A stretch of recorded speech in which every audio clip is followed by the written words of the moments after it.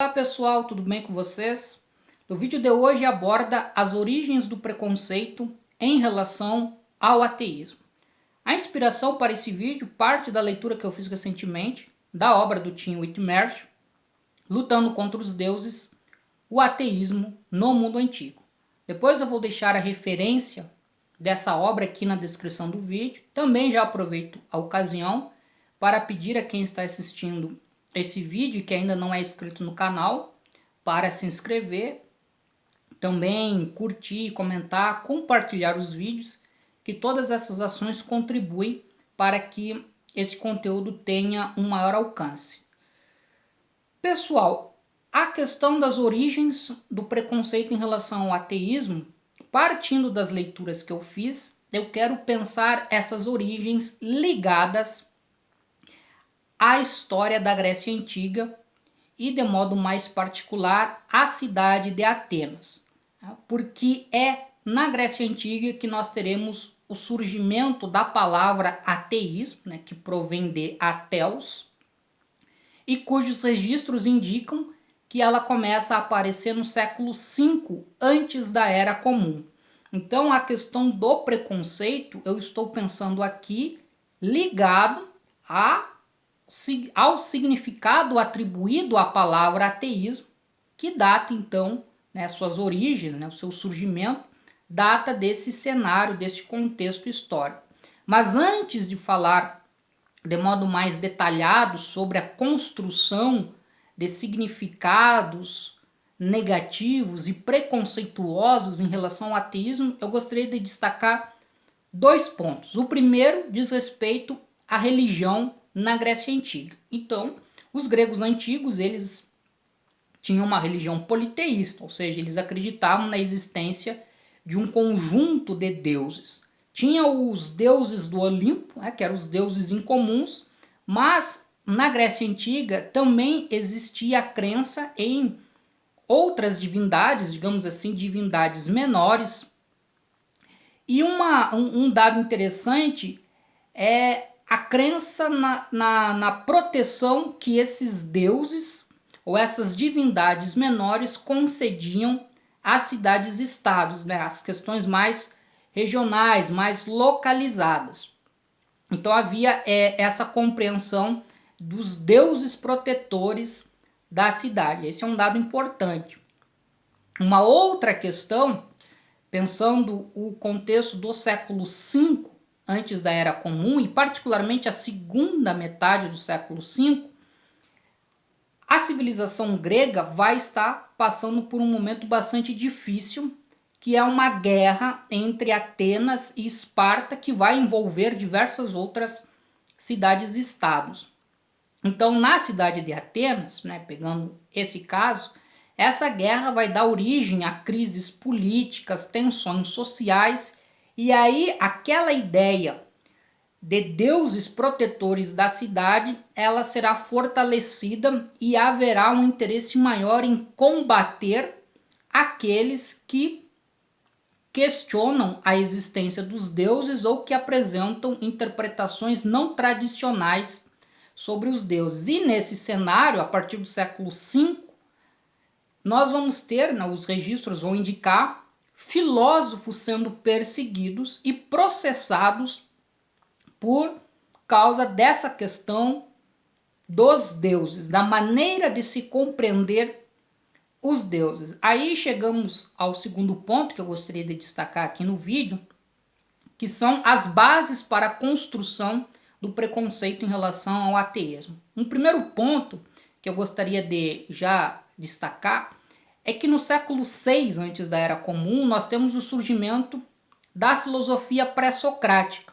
Até então, a maneira hegemônica de se compreender a existência do mundo e a própria existência humana era baseada em uma narrativa mítico-religiosa. Mas a filosofia pré-socrática, que aparece no século VI, ela busca oferecer uma interpretação alternativa, que seria uma explicação racional sobre os fenômenos do mundo natural. Esse é um primeiro ponto. Um segundo ponto é que os filósofos pré-socráticos, eles também vão apresentar uma reinterpretação sobre os deuses. Os deuses vão deixar de ser compreendidos para muitos deles como deidades antropomórficas com desejos e vontades humanas que interferem na vida das pessoas e serão representados como uma espécie de causa, de um motor explicativo sobre a existência do mundo natural, mas que não interfere no mundo natural e que também não interfere na própria existência humana. Esse é um ponto importante. Mas, como eu falei, dentro daquele cenário de tensões sociais e políticas da Atenas do século V e também adentrando o século IV, essa visão sobre os deuses ela vai ser vista como muito perigosa, pois ela seria passível do abandono da proteção dos deuses em relação à cidade. E aí nós começaremos a ter muitos filósofos sendo perseguidos e sendo processados por causa dessas ideias. Tá?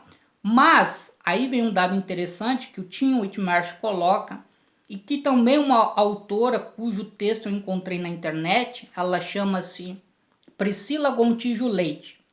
E o nome do texto é Os Processos de Impiedade contra os Filósofos na Atenas Clássica. Este aqui, ó, depois eu vou deixar também a referência desse artigo na descrição do vídeo para vocês terem acesso.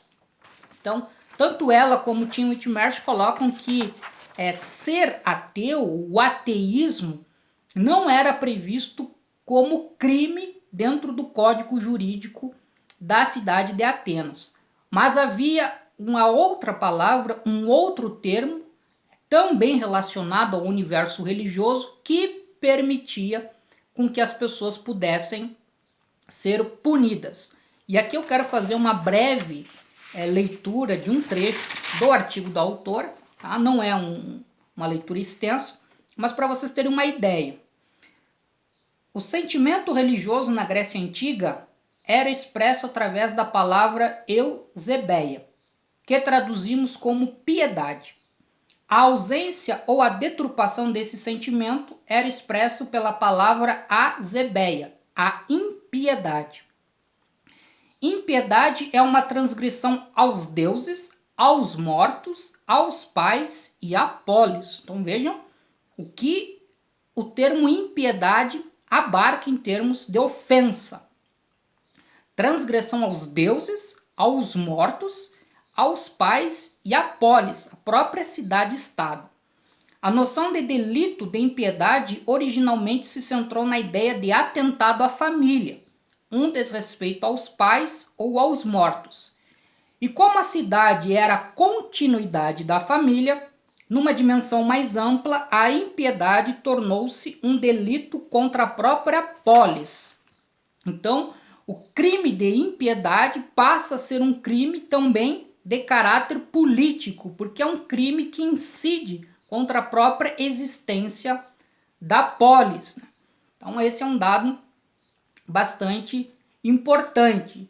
E para, digamos assim, corroborar, reforçar essa situação, no ano por volta de 432, 430 antes da Era Comum, nós temos a promulgação do decreto de Diopites. Esse decreto ele vai tornar mais objetivo a punição por impiedade, porque esse decreto vai afirmar que era possível, que era passível de punição por impiedade, tá? Questionar a existência dos deuses ou então oferecer uma leitura alternativa sobre a própria natureza dos deuses. No século V e no século IV, antes da Era Comum, os registros indicam que existiram alguns filósofos que acabaram sendo processados por impiedade. Eu vou citar aqui alguns exemplos, de modo breve. Tá? No século V, nós temos o filósofo pré-socrático Anaxágoras. Ele foi processado por impiedade por afirmar que o Sol era uma pedra incandescente e que a Lua não passava de uma pedra. e que o Sol e a Lua, portanto, não eram os deuses Apolo e Ártemis. Ele teve que ir para o exílio para não sofrer uma punição mais grave. O poeta Diágoras de Melo, também no século V, não se tem muitas informações sobre o processo dele, sobre a própria obra dele, né, o que teria motivado esse processo, mas ele também acabou sendo alvo de um processo de impiedade em decorrência, segundo consta, das críticas que ele fazia à religião grega. Um outro pensador que acabou sendo processado, talvez seja o caso mais famoso, foi Sócrates, que no ano de 399 foi condenado à morte por duas denúncias que recaíram a ele. Uma era de corromper a juventude ateniense e a segunda era de não acreditar nos deuses da cidade. E por fim, né, no século IV, antes da Era Comum, tem o caso do pensador, também não existe muitas informações sobre a obra dele, sobre as circunstâncias que geraram esse processo, mas temos Teodoro o Ateu. Ele era, né, denominado de Teodoro o Ateu, que é uma situação bastante peculiar, porque se trataria de um pensador que se auto-identifica como ateu, o que não era muito comum dentro daquele período histórico. Ele foi processado por impiedade, por não acreditar nos deuses. Tirando a questão do Sócrates, que acabou sendo condenado à morte, esses outros casos que eu citei, e segundo os registros indicam, todos eles acabaram indo para o exílio como uma forma de evitar a punição máxima.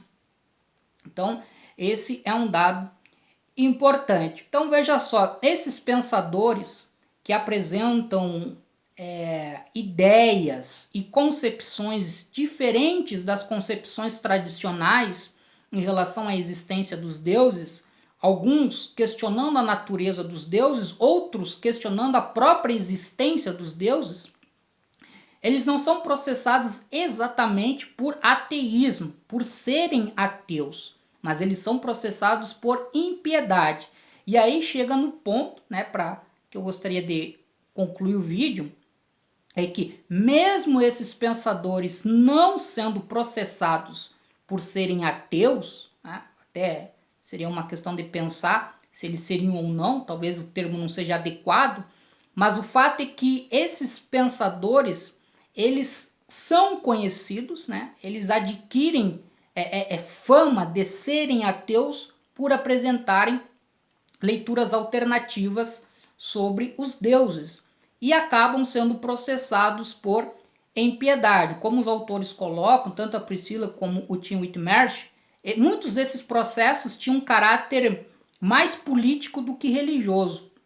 Mas o fato é que, dentro da minha leitura, esses processos eles contribuem para associar ateísmo com impiedade, porque esses pensadores que são processados por impiedade são pensadores que de um modo geral, têm fama de serem ateus, ou então a eles são atribuídos, durante a acusação de impiedade, são atribuídos também o adjetivo de ateu.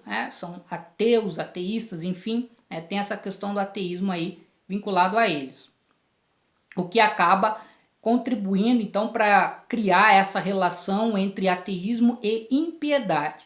Mas ainda dentro do cenário da Grécia Antiga, né, do século V e século IV, esses julgamentos que contribuem para criar essa visão preconceituosa em relação ao ateísmo, ele não vai parar por aí. Pelo contrário, a situação ainda vai se agravar. E esse é um assunto que eu gostaria de comentar com vocês num próximo vídeo. Um abraço a todos e a todas. E até breve.